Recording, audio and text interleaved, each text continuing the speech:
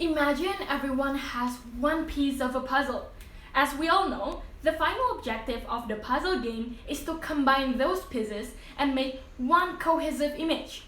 Of course, it can be hard for us to reach the game's goal if we miss so many parts. So, what can we do about it? To solve that problem, we have to find other people who also only have one piece of a puzzle, then we collaborate with them by unifying all those pieces to make the complete and perfect puzzle, and the problem is solved. Thus, that is the same key to how we can resolve issues in this global world. That is through collaboration. My name is Felicia Aldiyani, I'm from SMA Negeri 1 Kuta, and on this special opportunity, I'm going to talk about how Indonesia's G20 presidency plays a role in fostering international collaboration with the title of Indonesia's G20 presidency creates collaboration in harmonization.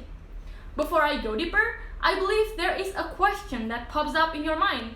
Why does this topic matter?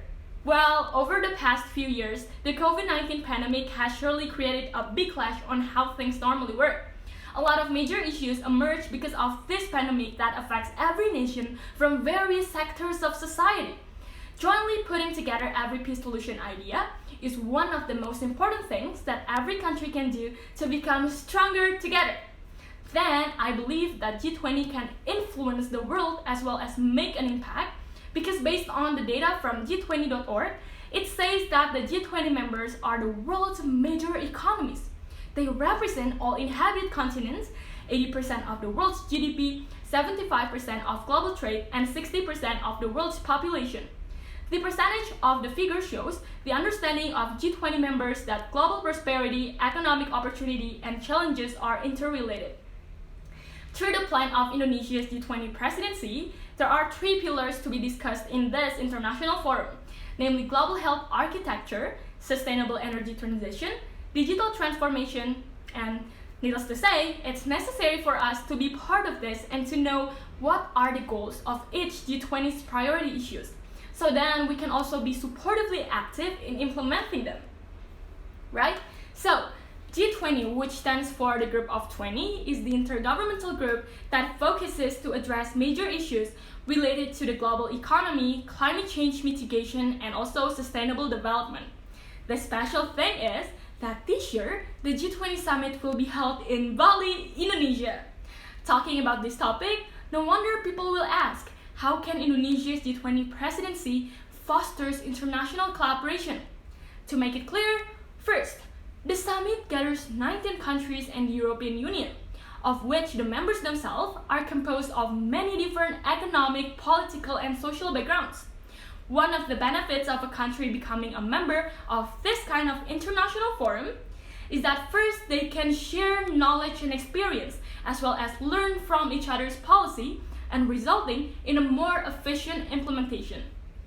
For example, based on the journal G20 SDG report, since the SDGs were adopted as part of the G20 goals, programs that can support these goals have been born to enhance the global partnership for sustainable development.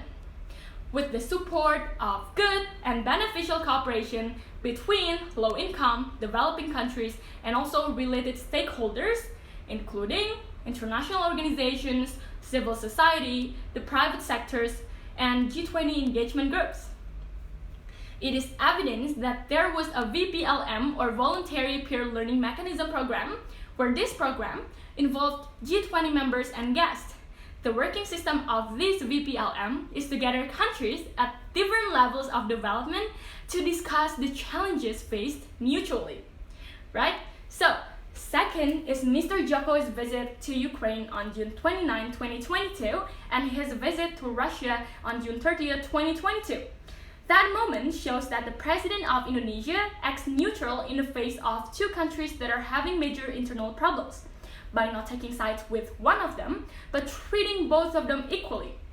Based on the print article, says that Mr. Jokowi wants and is ready to be a bridge and a mediator for Ukraine and Russia in terms of communication to gain international peace. In the end, all those efforts also relate to Mr. Jokowi's objective is to unite the G20 forum, which was divided due to the ongoing conflict. Based on the website of the Ministry of Finance of the Republic of Indonesia on government cooperation with business entities, states states that the second FMCBG, or Finance Ministers and Central Bank Governors meeting, was held hybrid on April 20th, 2022 in Washington, D.C. and was attended by the Minister of Finance of Ukraine, as well as regional and international organizations.